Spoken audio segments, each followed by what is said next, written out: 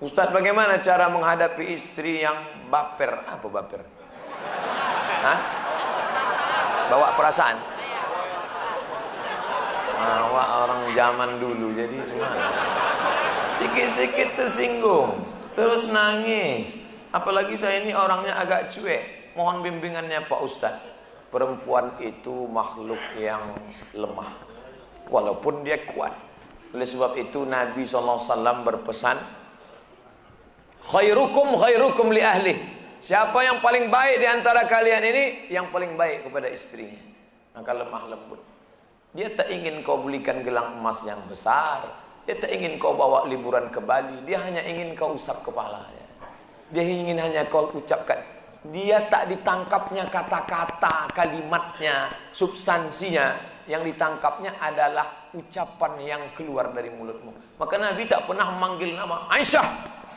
Apa kata Nabi? Ya Humaira, wahai engkau yang putih kemerahan kalau kena cahaya matahari. Kenapa tak dipanggilnya nama? Ya Aisyah, biasa. Tapi kalau dipanggil Ya Humaira, wahai engkau yang cantik putih kemerah-merahan. Pak Ustadz, boleh saya panggil bini saya Ya Humaira? Boleh. Tapi dia tak putih Pak Ustadz. Apa-apa. Apa-apa. Menyenangkan hati orang, apa pula salah? Jangan terlalu jujur. Bini tak panggilnya Ya Hajar Aswad. Ngamuklah orang. Istri saya mu'alaf. Dia kepingin sekali pakai hijab, tapi ibunya tak senang. Gimana Pak Ustaz? Sementara surga di bawah tapak kaki ibu. Ibu yang mana? Ibu yang taat kepada Allah, ibu yang taat kepada Rasul. Tapi kalau dia tidak taat pada Allah dan Rasul, la ta'ata li makhluqin, tidak ada ketaatan kepada makhluk kalau menyebabkan maksiat kepada Khalik. Kalau kau masuk Islam, aku tidak akan makan, kata emaknya, mengancam sahabat Nabi. Kalau kau masuk Islam, aku tak akan makan. Hari pertama dia tak makan, hari kedua dia tak makan, hari ketiga badannya lemas. Apa kata sahabat? Ya ummi, oh emakku, in kanat laki mi'atu nafsan, andai kau punya 100 nyawa, keluar nyawamu satu persatu, aku tak akan meninggalkan agama ini.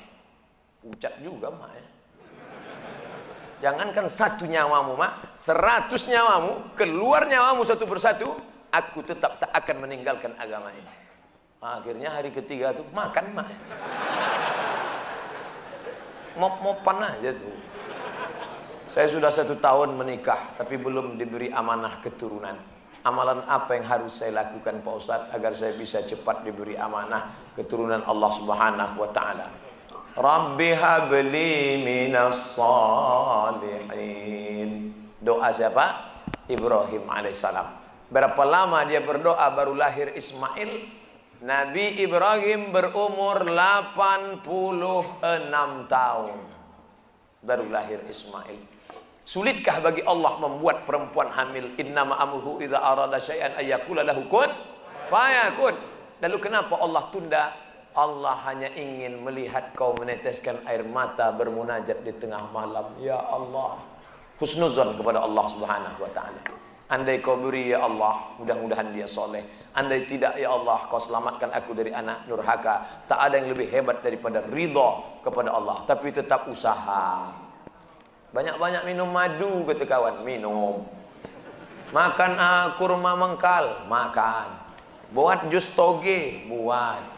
Untuk menguatkan. Apa saja kan, selama halal. Tapi kalau kata dia minum kamput, jangan. Bagaimana sikap kita menghadapi teman yang taklid buta terhadap suatu tokoh yang sudah jelas-jelas melenceng dari sudut pandang Islam. Bahkan dia selalu menyudutkan ulama lain yang mengkritik tokoh pujaannya. Dalam kitab Al-Luma' karya Imam At-Tusi, Saraj At-Tusi, kitab tasawuf ditahqiq oleh Syekh Dr. Abdul Halim Mahmud. Ayo kita ke rumah wali Allah, kata si Syekh, diajaknya murid-muridnya. Ayo kita ke tempat wali Allah. Ayo, ramailah murid-muridnya mau menengok wali Allah. Wali Allah tadi duduk dalam masjid. Inilah dia wali Allah yang mau kita tengok. Lalu si wali Allah tadi meludah dalam masjid. Maka saat itu juga Syekh mengatakan, ayo kita tegak, kita tinggalkan dia. Dia bukan wali Allah, dia wali setan. Kenapa begitu Syekh? Karena dia meludah dalam masjid bertentangan dengan syariat. Idza ra'aitar rajul, kalau kau tengok ada orang yamshi 'alal ma', bisa berjalan di atas air, yatiru fil hawa, bisa terbang di atas awan, la taghtar, jangan kau tertipu, karena setan bisa melakukan itu. Tapi pandanglah bagaimana istiqomahnya. Jangan terpukau karena dianggap wali Allah. Jangan terpukau karena dia adalah profesor, doktor, insinyur, kiai, haji, buya. Jangan terpukau karena dia terkenal di YouTube, fanpage, Twitter, BBM, WhatsApp. Tapi pandanglah istiqomahnya sholat berjamaah. Pandangnya dalam amar ma'ruf nahi mungkar. Kalau kau sesuai dengan Quran dan Sunnah, ku ikuti. Tapi kalau tidak, ku tinggalkan. Ada rule of the game, ada aturan. Jangan taklid fanatik buta. Apa hukumnya bagi orang yang suka suudzon sama orang di akhirat kelak? Ya ayyuhalladzina amanu, hai orang beriman, ijtanibu katsiran minadh-dhann, jauhilah prasangka, inna ba'dadh-dhanni itsmun, karena sebagian prasangka itu dosa.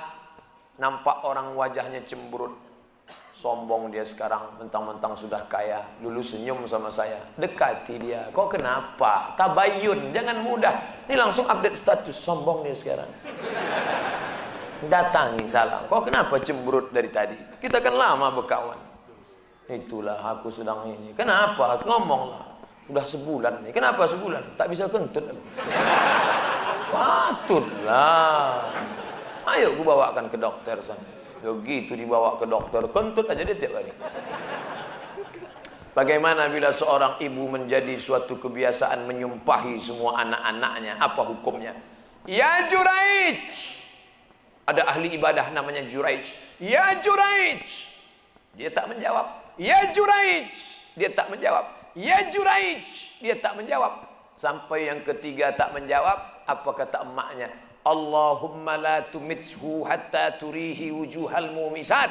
Jangan matikan Juraij sebelum matanya melihat wanita tunasusila WTS PSK. Ahli ibadah anaknya. Tak mau menjawab sambutan emaknya karena dia anggap lebih mulia menyembah pada Allah. Kata emaknya, jangan matikan dia ya Allah sebelum biji matanya menengok wanita tunasusila. Kalah doa anak ahli ibadah karena doa seorang ibu. Apa yang terjadi?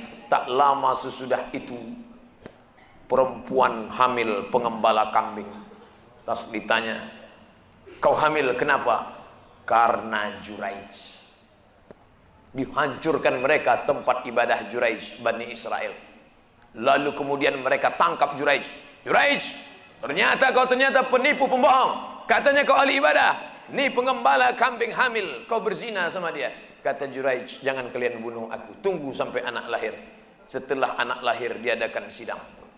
Lahir anak, ditusuk Juraij telunjuknya ke pusat. Ya ghulam, hai anak kecil, man abuka? Siapa ang? Bapakmu siapa? Who is your father? Bapakmu siapa? Apa jawab anak itu? Ra'il ghanam, bapakku pengembala kambing. Apa makna kisah ini? Allah mau menunjukkan mata Juraij akhirnya menengok wanita tuna susila. Maka kalau marah sama anak, jangan bilang, hei hantu, hei setan. Jadi hantu, jadi setan dia. Kalau marah sama dia, hei gubernur Kepri, hei anggota legislatif, insya Allah jadi dia. Paling tidak jadi calon, jadilah. Bila kita sudah menyuruh anak mengaji sekolah, tapi si anak masih bandel dan terjerumus ke lembah narkoba, apakah kita disebut gagal mendidik anak? Kalau hendak membentuk buluh bambu, biarlah dari rebung. Rebung yang putih dibentuk melengkung, melingkar, membulat, memetak. Tapi kalau dia sudah keras, hanya dua kemungkinan. Kalau tidak dia patah, kepala kita pecah. Oleh sebab itu jaga. Sudah dimasukkan ke pesantren, lari. Sudah diberikan Quran pondok tahfiz, cabut. Sudah dididik tak juga Pak Ustadz? La yukallifullahu nafsan illa wus'aha. Allah tak membebani kita lebih dari kemampuan kita. Mudah-mudahan anak-anak kita soleh solihah insyaallah. Imam dengan satu makmum perempuan yang bukan mahram, apa hukumnya? Menimbulkan fitnah. Dak masafa khuz masafa, dak makadar. Tinggalkan yang buruk karena akan menjadi fitnah.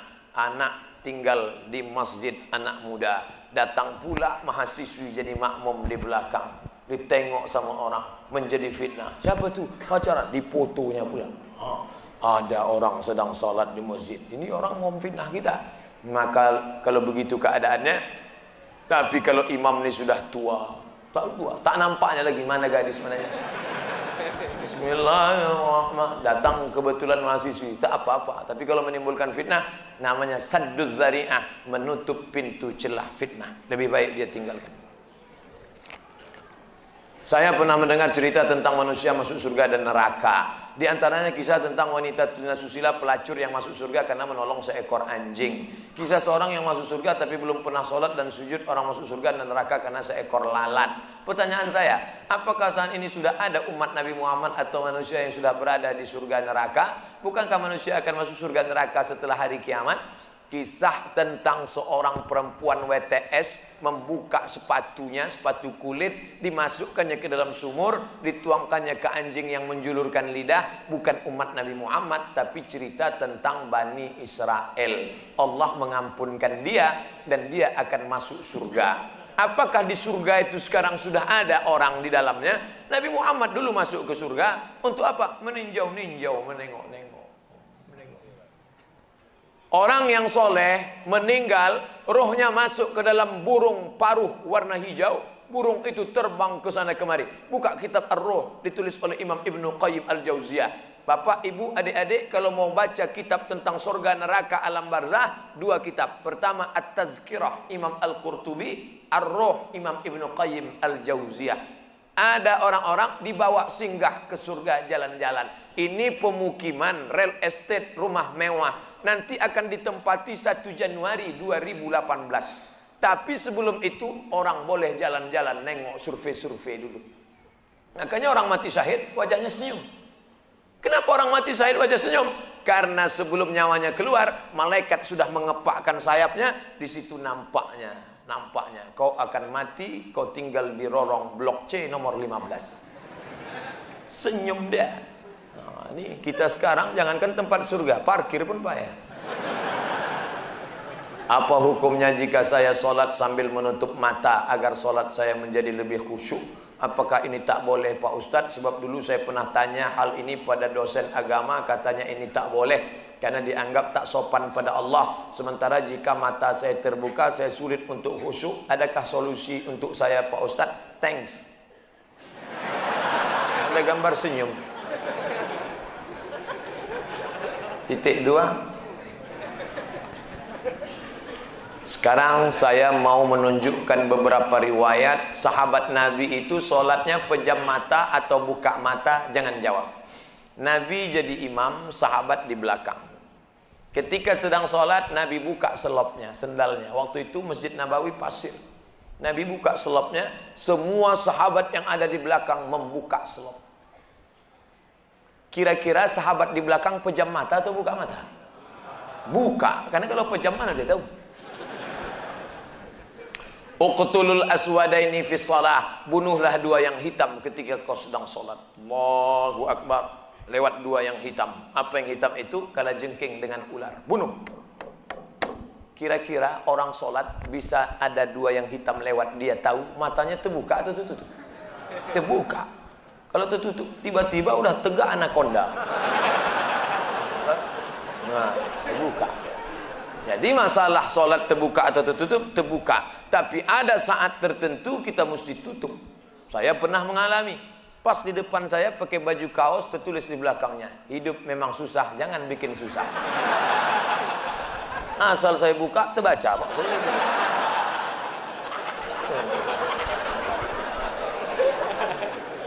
Jangan sholat ke masjid pakai baju bergambar-gambar, bertulis-tulis, pakai baju polos. Gambar. Sudahlah hari Jumat, besok terlambat datang, datang ke tengah, tulis di belakang. Emang masalah buat lo? Ini. Kita bukan cerita sah tak sah, tapi efek pengaruhnya terhadap ibadah. Bagaimana pandangan Islam yang baik dalam mencari pendamping hidup seorang istri? 4 orang Pak Ustaz, sifatnya 4. Tungkahul mar'atu li arba', perempuan dinikahi karena 4. Apa yang pertama? 5 liha, karena kaya. Kenapa kau nikahi dia? Gimana lah Pak Ustaz, ku tengok cincinnya 3 biji.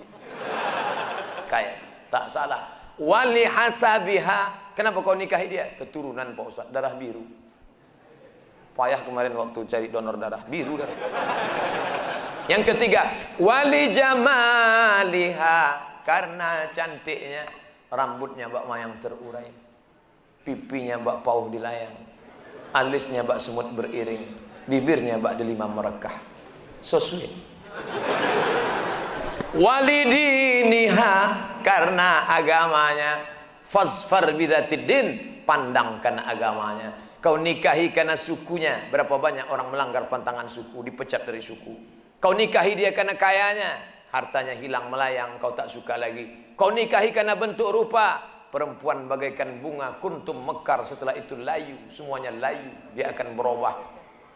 Nikahilah karena agamanya. Ustadz Somad, ya, saya mahasiswa Ustadz dulu, ya. Bisa, saya udah tamat kuliah Pak Ustadz, mantap. Udah kerja Pak Ustadz, alhamdulillah. Belum nikah Pak Ustadz, nauzubillah. Bisa Ustadz carikan yang ada 4-4-nya Pak Ustadz. Kalau ada 4-4-nya ngapain untuk ente? Man talaba akhan bila aibin baqiya bila akhin. Siapa mencari kawan yang tak bercacat, seumur hidup tak akan berkawan. Menikah bukan mencari kesempurnaan, menikah menutupi segala kekurangan. Semenit setelah akad, mulailah kau nampak segala kekurangannya. Kurang cantik, kurang tinggi, kurang putih, kurang mancung, kurang. Maka setelah nikah, kau tutupilah segala kekurangan.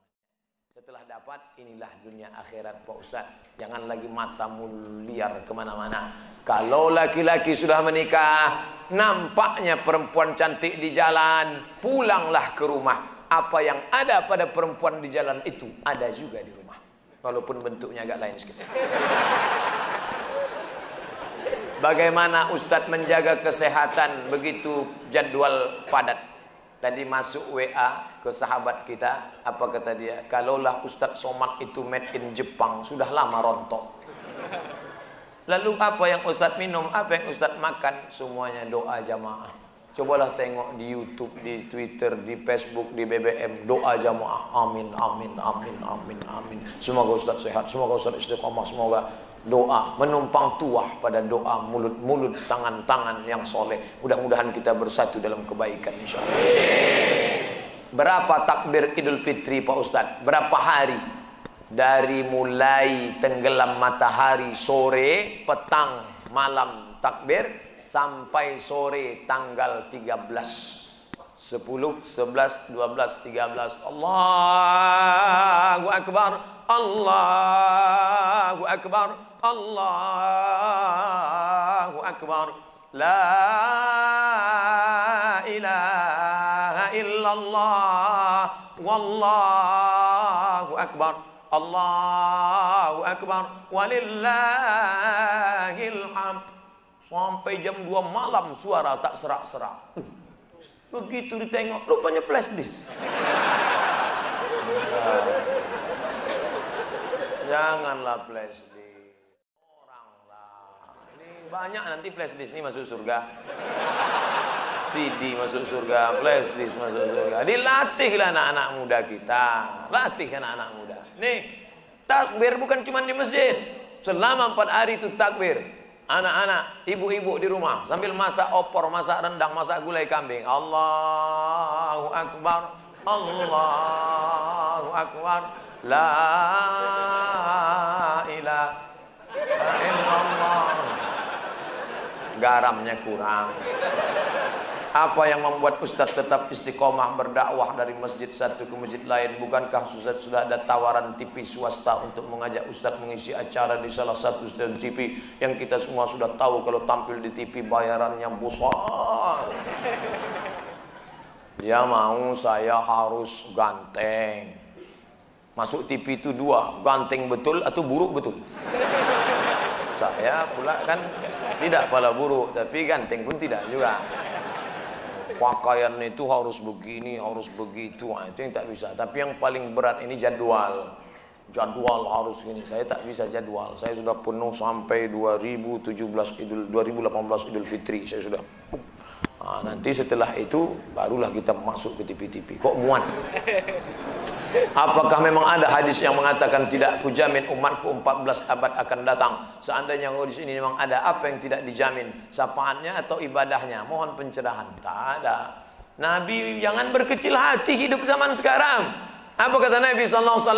Al-ibadatu fil haraji kahijratin ilayya. Siapa yang tetap istiqamah beribadah padahal waktu itu banyak fitnah-fitnah, sama macam berhijrah bersama Nabi Muhammad sallallahu alaihi wasallam. Jadi jangan mengutuk nasib. Mengapa aku hidup di abad sekarang ini? Kenapa tak hidup zaman Abu Bakar, Umar, Utsman, Ali? Kalau mental model ini, hidup zaman dulu pun jadi Abu Jahal, Abu Lahab. Jangan berduka. Anak-anak muda, kalian yang banyak godaan, justru hebat. Ini anak-anak muda yang datang malam ini luar biasa. Tadi udah ada yang ngajak ke karaoke, ada yang ngajak ke night club, ada yang ngajak main gapli, ada yang ngajak dangdut. Dia tolak itu semua. Maka sama macam hijrah bersama Nabi Muhammad SAW. Tuh, bro, kita gimana karaoke malam ini? Tidak, aku mau ngaji ke sana. Ada Ustaz Somad datang. Itu. Setelah, jadi gimana? Pulang dari sana kita.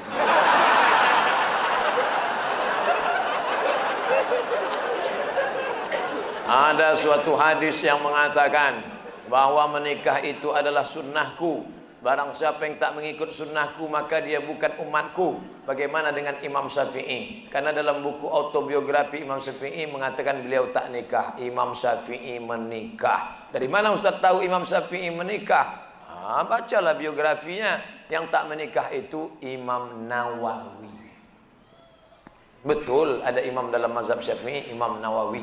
Imam Nawawi tak menikah, Imam Ibnu Taimiyah tak menikah, Sayyid Qutb penulis fi Zilalil Quran tak menikah, Syekh Abdul Fattah Abu Ghuddah menulis satu kitab judulnya Al-Ulama Al-Uzzab Alladzina Atharul Ilma Ala Zawaj, biografi ulama-ulama yang tak menikah sampai mati karena lebih memilih ilmu daripada nikah. Kenapa Ibnu Taimiyah tak menikah? Kalau Ibnu Taimiyah menikah, istrinya itu pasti tetap tinggal karena dia lebih lama di penjara daripada di luar penjara. Sayyid Qutb digantung 1966, mati dalam keadaan ditulisnya tafsir itu di penjara. Maka mereka itu memikirkan mudaratnya lebih besar. Tapi kalian yang muda sekarang jangan kalian ikut ini. Zaman Imam Nawawi dulu dia tak menikah, perempuan zaman itu biji matanya aja yang nampak. Godaan tak kuat. Zaman sekarang perempuan biji matanya tertutup, yang lain terbuka. Jangan jadi berubah zaman. Jangan kan aku mau ikut Imam Nawawi aja. Tak bisa, lain.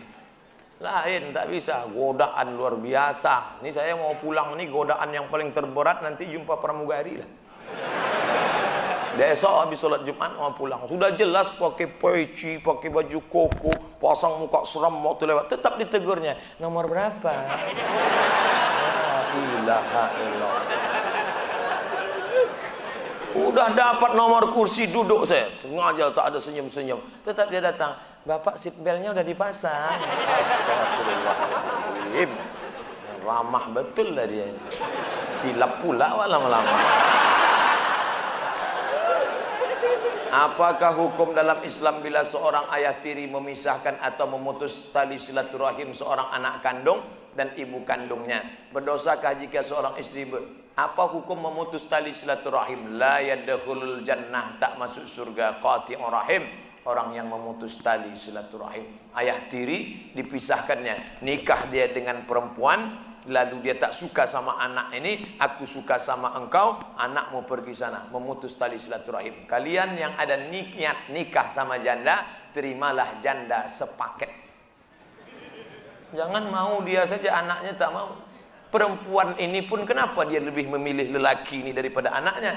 Ini bisa jadi mantan suami, tapi tak ada mantan anak. Kok bisa dia lebih milih? Nanti setelah kau jelek, lapuk, lisut, ditinggalkannya, anakmu itu juga yang akan memelihara kau. Hati-hati. Berdosakah jika seorang istri bersumpah di atas Al-Quran untuk mengikuti perintah seorang suami, ayah tiri, berjanji menjauhi anak kandungnya sendiri dengan alasan menjaga kebaikan rumah tangga mereka? Ini mesti didudukkan lagi. Ini udah kacau balau nih. Aku bersumpah demi aku dengan engkau bang, anakku ini akan kutinggalkan. Mana bisa? Walinya mana?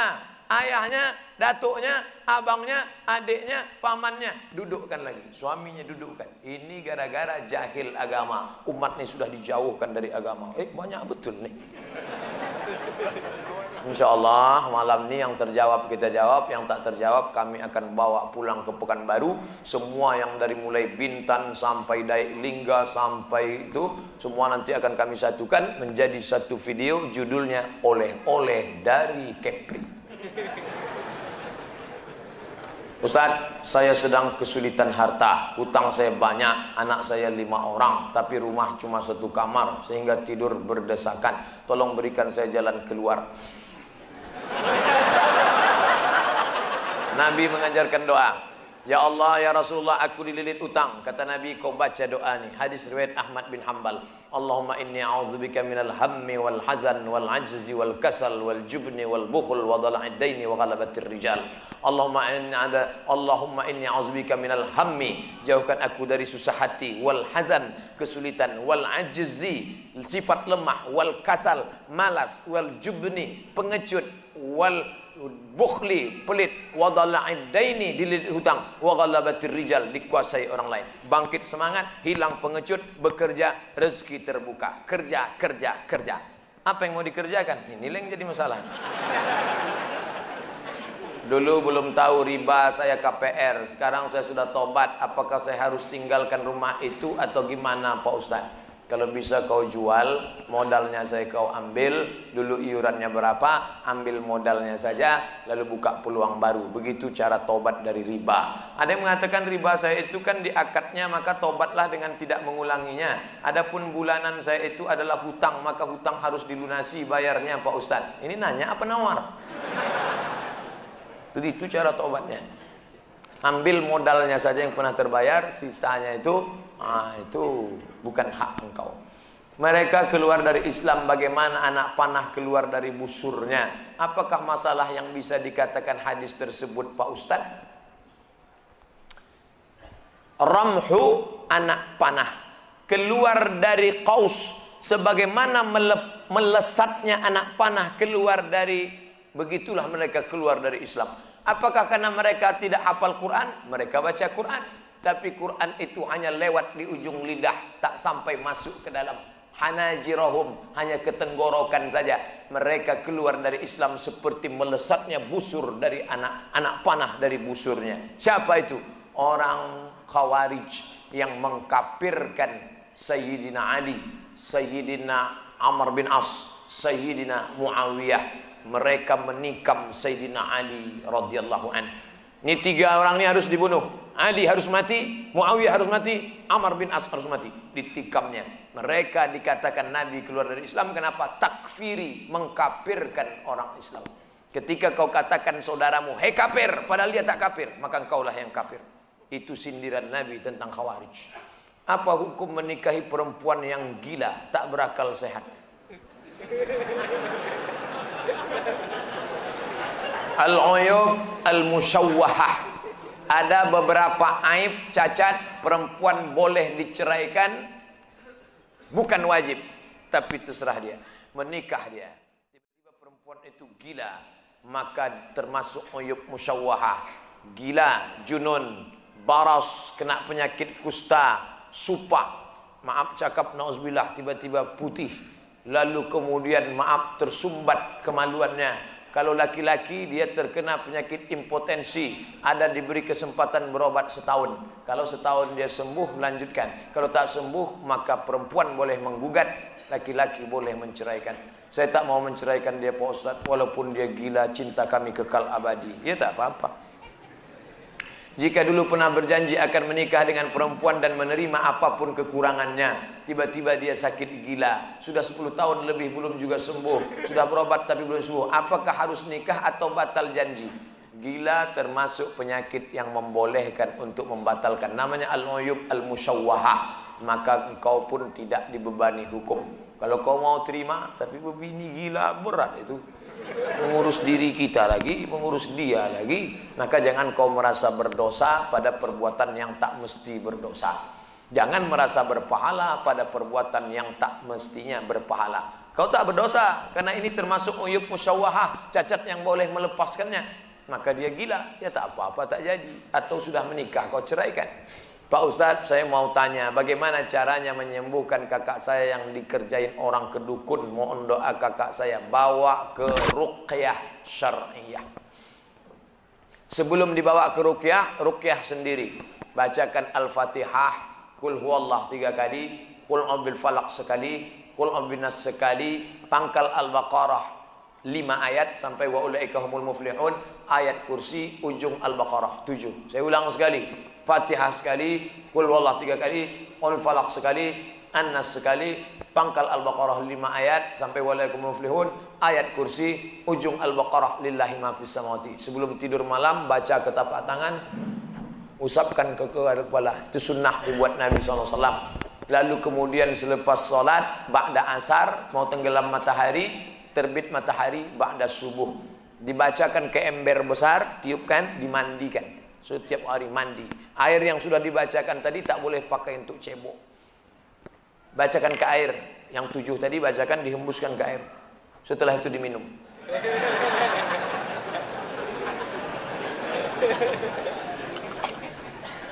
Mana dalilnya? Buka buku 37 masalah populer. Datang sahabat Nabi melapor, ya Rasulullah, ya ada orang kena sihir gila. Lalu kubacakan Al-Fatihah, kukulum air liurku. Setelah banyak kuludahi, sehat dia ya Rasulullah. Nah, itu dalil tentang ruqyah. Pak Ustadz, saya mau bertanya, bagaimana cara ampuh melamar anak orang supaya luluh hatinya?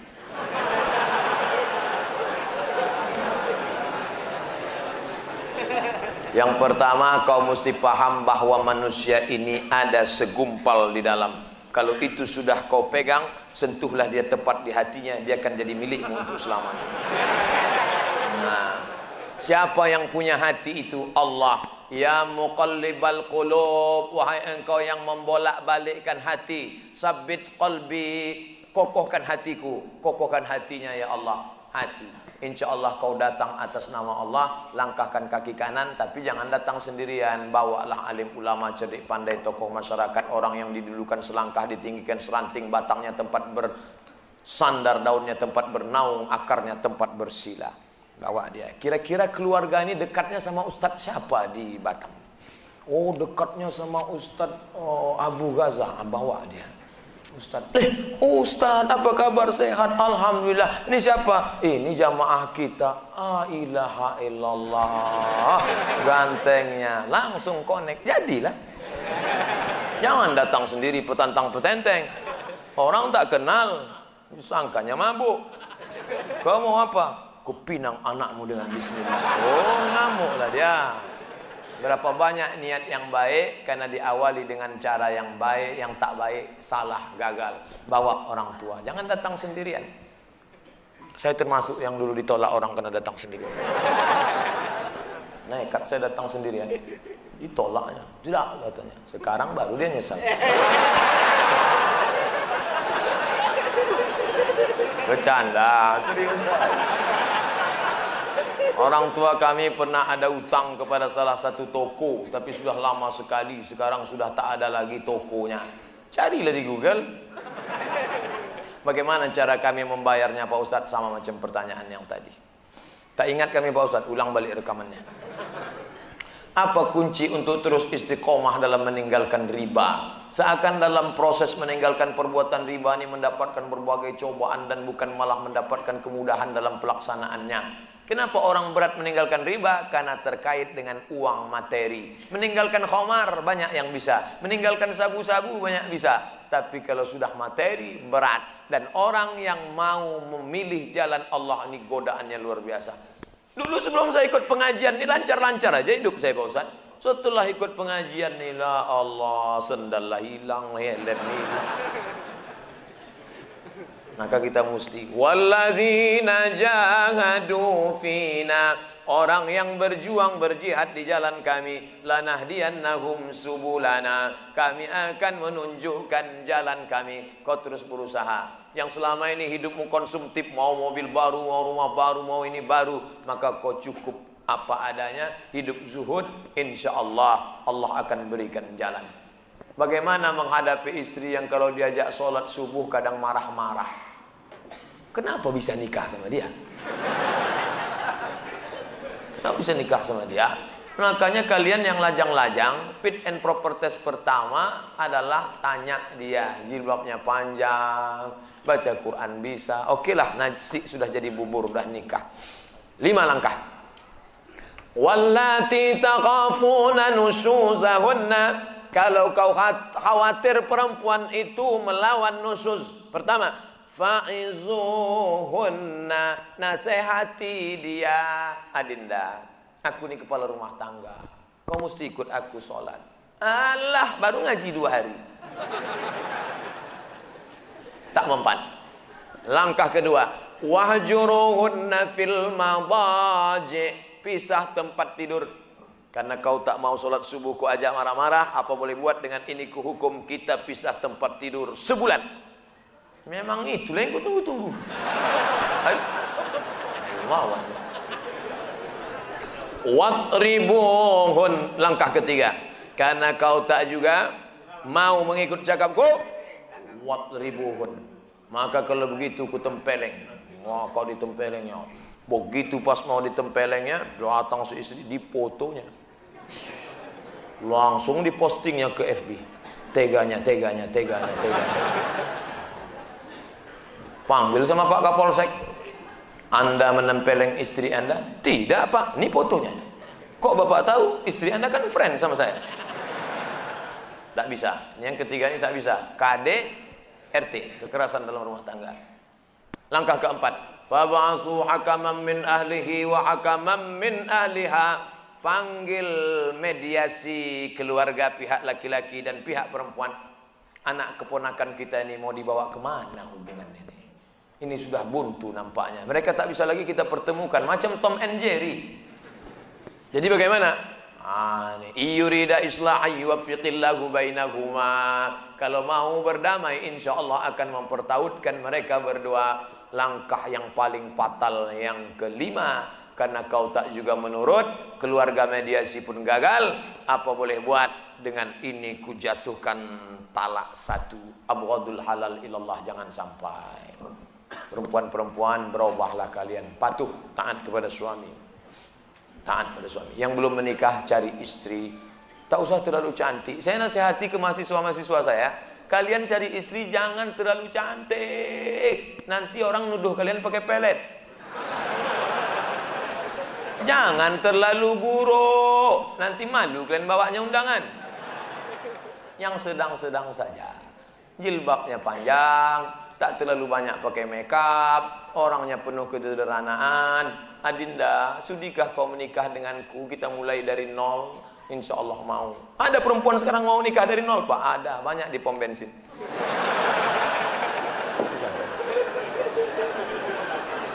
Apa hukumnya kawan kita dilamar seorang wanita, sedangkan wanita itu tahu kita sudah beristri?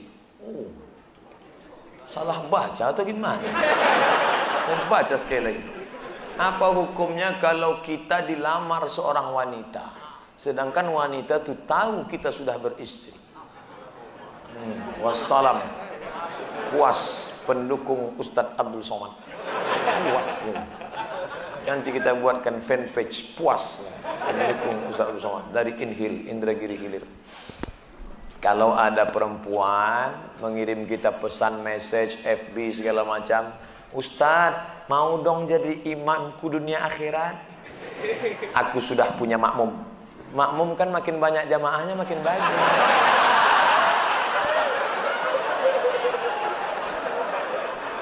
Kita ini negara hukum. Jangan main nikah siri saja.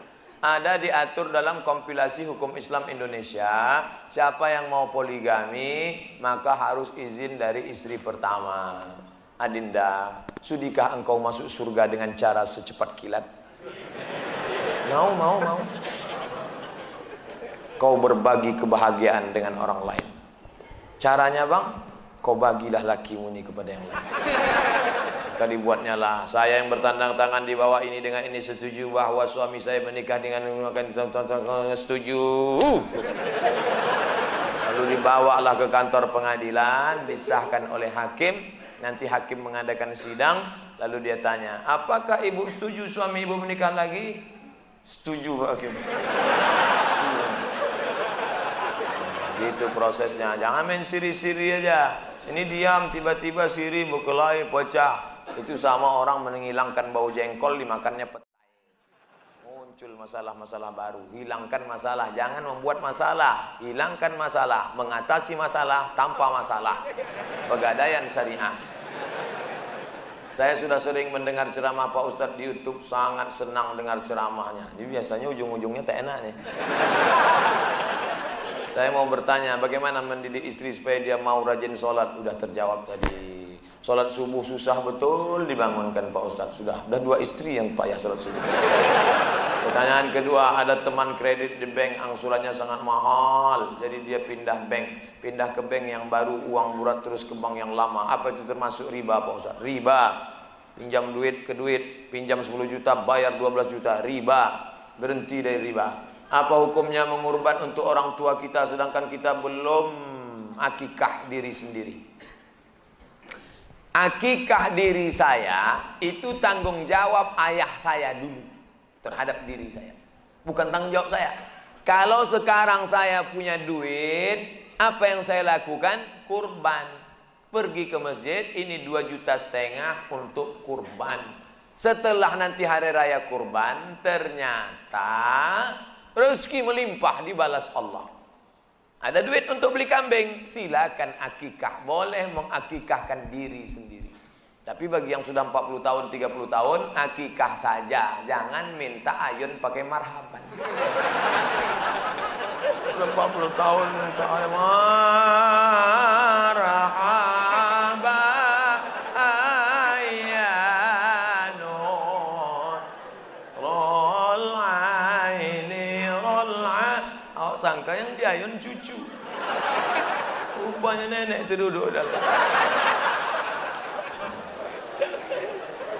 Apa hukumnya bagi orang yang tak sholat Jumat tapi dia masih mengerjakan sholat zuhur seperti hari biasanya? Sahkah sholatnya? Man tarakal jumu'ata, siapa yang meninggalkan sholat Jumat salasa maratin tahawunan, tanpa ada uzur syar'i, disengajanya, taba'allahu ala qalbih, Allah mengunci pintu hatinya. Hukuman yang diberikan Allah, terkunci pintu hati. Khatamallahu ala qulubihim wa ala sam'ihim wa ala abasarihim. Hati terkunci, telinga tersumbat, mata tertutup. Summum bukmun umyum fahum la yaqilun. Kenapa? Gara-gara menyepelekan sholat Jumat. Cepat-cepat datang. Besok hari Jumat, cepat datang. Ini saya tengok anak-anak muda di luar masjid sampai merokok. Kalian kenapa tak masuk? Masih khutbah Ustaz. La ilaha illallah. Tujuan sholat Jumat itu kan mendengar khutbah. Tujuan sholat Jumat itu mendengar khutbah, bukan cuma 2 rakaat itu. Cepat datang masuk ke dalam. Alhamdulillah Pak Ustaz, saya selama khutbah tadi saya masuk di dalam, tak ada saya ngomong sepatah pun. Kenapa? Tertidur. Begitu khotib, innallaha ya'muru bil adli wal ihsan. Cepat kali katanya. Ah, ini anak muda tak betul.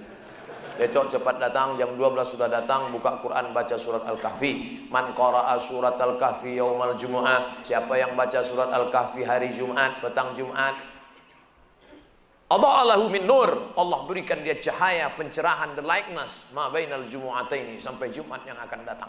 Kenapa kita bisa menengok ada orang, ada bapak, ada ibu, ada tiang, bisa kita bedakan mana muda, mana tua? Karena ada cahaya. Cahaya itulah yang diberikan Allah. Baca surat Al-Kahfi malam Jumat. Apakah sholat kita sah apabila menjadi makmum dari imam yang kita sendiri ragu-ragu dengan imam tersebut? Pada saat sholat Jumat kita ketahui imam tersebut tertidur dan kemudian dia menjadi imam. Bagaimana menurut Pak Ustadz? Kalau tertidurnya duduk, tak bergeser, tak bersandar, tak bertumpu, maaf cakap, pantatnya menempel ke lantai, maka wuduknya tak batal, walaupun air liurnya keluar.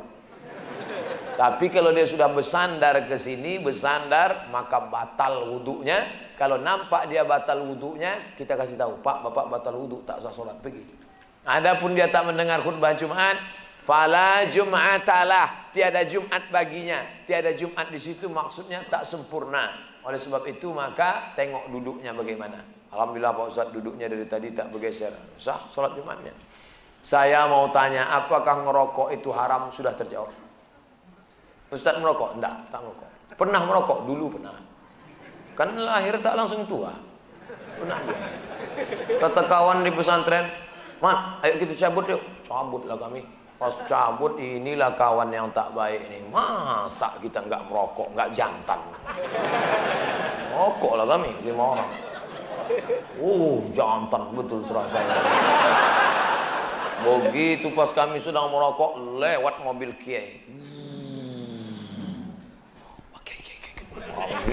Injak. Alhamdulillah tak nampaknya. Tiba-tiba mundur mobilnya. Mundur, datang dia tanya, merokok ya? Merokok ya? Kami diam semua. Kawan yang satu ini penakut. Merokok ya? Enggak, Pak. Pas bilang enggak, tuh asapnya keluar. Enggak, Pak. Keluar asapnya. Baliklah kami ke asrama. Saya tak tamat pesantren. Saya cuma setahun aja. Lari dari pesantren. Lalu ada mudabbir saya di sini, tak boleh sebut namanya. Lalu kemudian ketika itu habis sholat maghrib dipanggil nama-nama yang tadi melanggar. Saya sholat hajat 2 rakaat bernazar, ya Allah, kalau nanti kiai itu lupa namaku, ku bacakan Yasin 3 kali. Pas dibacakan nama-nama yang melanggar hari ini, yang merokok, yang ini, yang berbahasa Indonesia, dibacanya dari ujung sini, tak ada nama saya. Memang makbul doa sholat hajat. Wah, sejak itulah saya berhenti saya tak merokok. Banyak juga kawan-kawan ini merokok. Kenapa merokok? Kok kenapa merokok? Ini kan bisa kena impotensi apa segala macam. Ustadz baca baik-baik macam mana. Rokok dapat yang berbahaya Pak Ustadz. Kalau beli tak apa-apa gitu. Andai jamaah sekarang. Kenapa sholat dan zuhur dan asar bacaannya suaranya tak terdengar?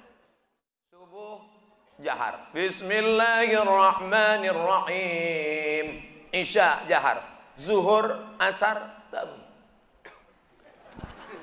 Allah tak ada sebut alasan di Quran, Nabi tak ada menyebut, sahabat tak ada menyebut, salah satu ulama ada menyebut, kata dia, malam itu sunyi. Wa ja'alna lailakum subata. Kami jadikan malam kamu sebagai istirahat, sunyi. Lawan dari sunyi adalah bising. Sunyi, maka lawannya adalah bersuara. Maka sunyi itu dipecah dengan suara. Bismillahirrahmanirrahim. Sedangkan siang itu ribut, hiruk pikuk. Maka lawannya adalah sunyi. Jawaban itu bukan dari Nabi. Itu murni tauqifi dari Allah Subhanahu wa taala. Tapi kalau mau salah satu jawaban ulama mencoba menjawab, begitulah bunyinya. Bagaimana cara kita mengambil baik hakikat diri yang sebenar-benarnya agar kita bisa mengenal baik, merasakan akan kehadirat Allah di setiap jaga kita. Man arafa nafsahu faqad arafa rabbahu. Siapa yang mengenal dirinya, maka kenallah dia akan Tuhannya. Bukan hadis Nabi. Apa penjelasan itu kata ulama ahli hadis? Ini bukan hadis tapi maknanya baik. Kalau engkau kenal dirimu yang hina, maka sadarlah engkau Allah mulia. Kalau kau kenal dirimu yang lemah, sadarlah engkau Allah Maha Kuasa. Kalau kau kenal dirimu yang mati, sadarlah engkau Dia yang tak pernah mati. Kalau kau kenal dirimu yang diberi hidup, maka sadarlah engkau Dia yang Maha Hidup. Kenali diri baik-baik. Orang yang paling celaka adalah halakam ru'un lam ya'rif qadrahu, celaka yang tak tahu siapa jati dirinya. Apakah setiap kita membaca syahadat dalam solat wajib diikrarkan dalam hati? Mulut mengucap, hati connect. Nih hati, nih mulut. Tak boleh putus. Inna sholati wa nusuki wa mahyaya wa mamati. Bismillahirrahmanirrahim. Mulut bergerak. Apakah Nabi itu kalau sholat mulutnya bergerak atau tak bergerak? Kata tabi'in bertanya kepada Khabbab ibnul Ars. Ya Khabbab, ya, Nabi itu kalau sholat mulutnya bergerak atau tak bergerak? Kata Khabbab, Nabi kalau sholat mulutnya bergerak. Dari mana kau tahu? Bittirabi lihyati, karena aku tengok jenggotnya bergoyang. Mulut bergerak, hati. At-tahiyatul mubarakatuh shalawatut thayyibatullah. Assalamualaikum. Di agak-agak yang mendengar telinga kita saja, hamsah namanya. Kalau sampai telinga kawan terdengar, dua kemungkinan, jahil atau peka.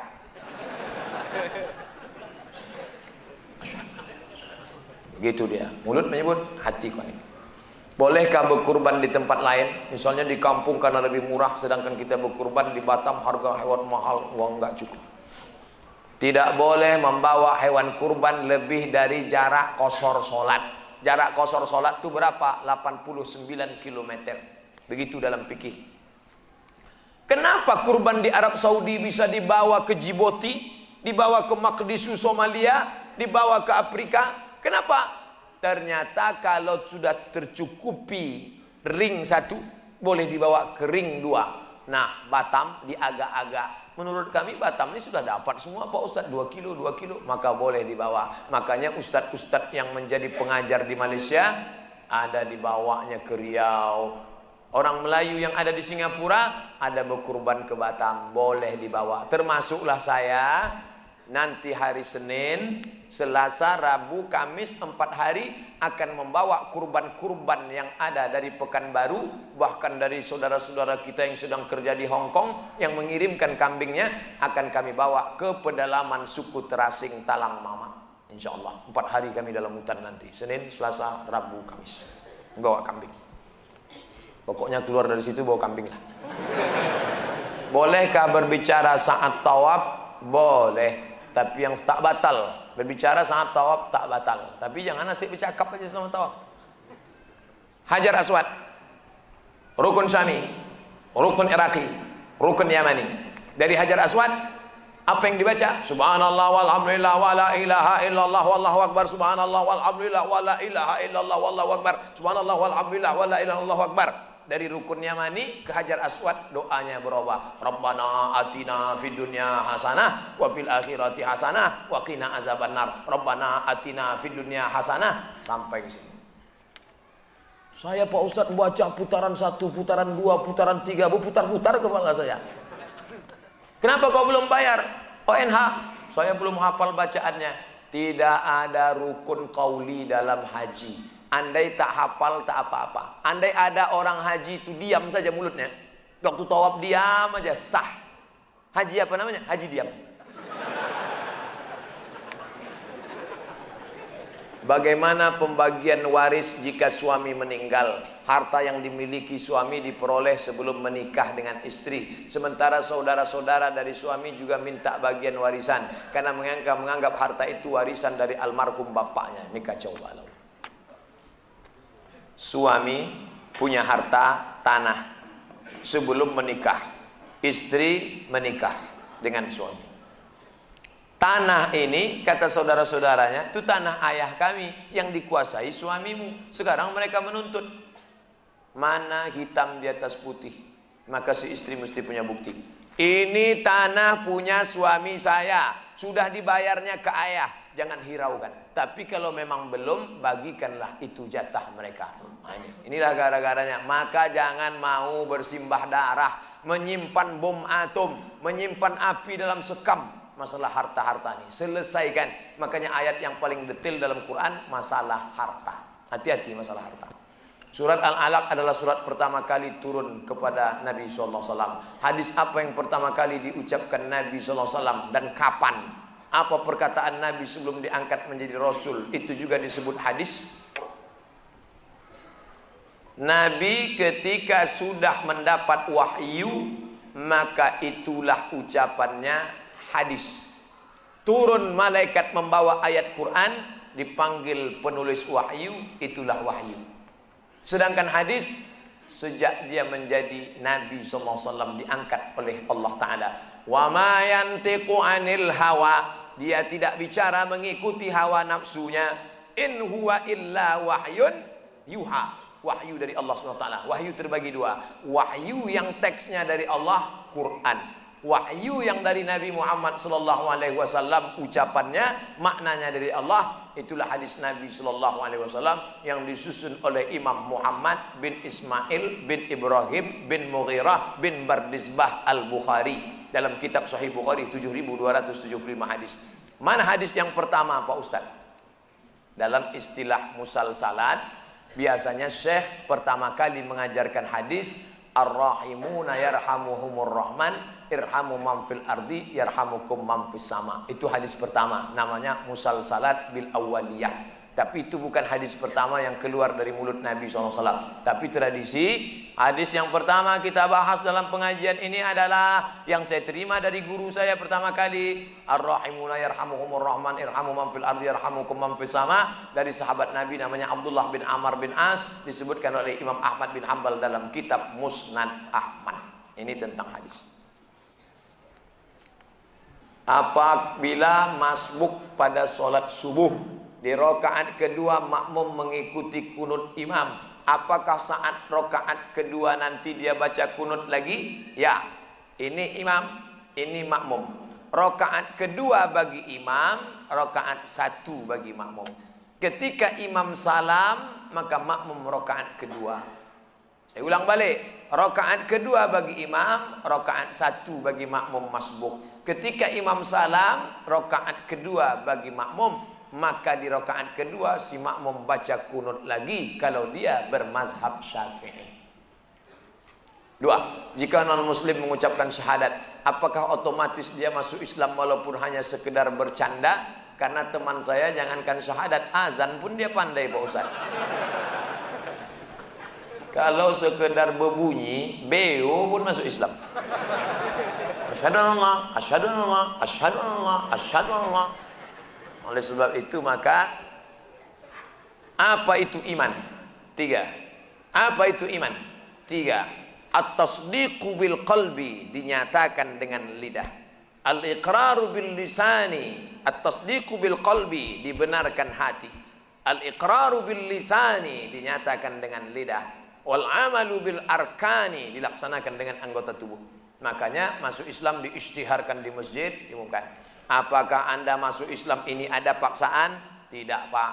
Apakah Anda serius atau main-main? Tidak Pak. Apakah masuk Islam karena hanya mau nikah sama anak orang Islam? Tidak Pak. Ente dipersaksikan orang banyak? Iya Pak. Ini serius, jangan asik main-main saja. Di Batam banyak pedagang barang bekas yang membeli barang dari Singapura dengan cara borongan karungan seperti beli kucing dalam karung. Kadang bagus, kadang jelek. Apakah ini termasuk gharar Pak Ustadz? Gharar. Kita tak boleh membeli yang tidak ada kepastian. Gharar. Kita insya Allah sampai pukul 9.15. Masih ada waktu 20 menit lagi. Ada